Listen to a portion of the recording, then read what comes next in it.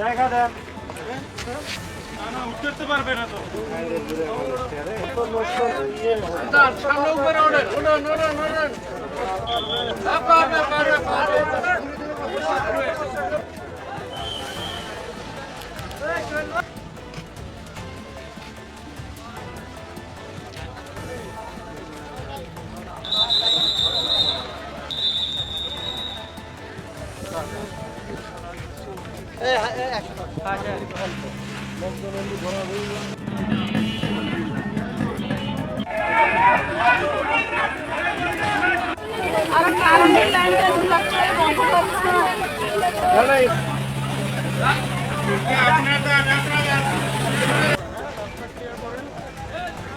এখানে যেটা হয়েছে এটা আসলে অনাকাঙ্ক্ষিত।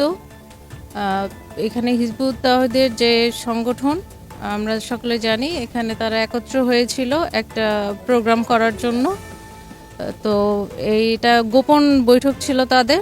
আমরা যতটুকু সূত্র মতে জানতে পেরেছি, তাদের এই বৈঠকটাতে মোটামুটি হচ্ছে ৩০-৩৫ জন তারা হচ্ছে বিভিন্ন জায়গা থেকে, বিশেষ করে লালমনিরহাট, কুড়িগ্রাম এই দিকের জায়গা থেকে এখানে এসেছিল। এখানে স্থানীয় একটা বাড়িতে তারা এই নতুন নতুন শীর্ষ খবরের জন্য চ্যানেলটিকে লাইক, কমেন্টস, শেয়ার, সাবস্ক্রাইব অথবা ফলো করুন।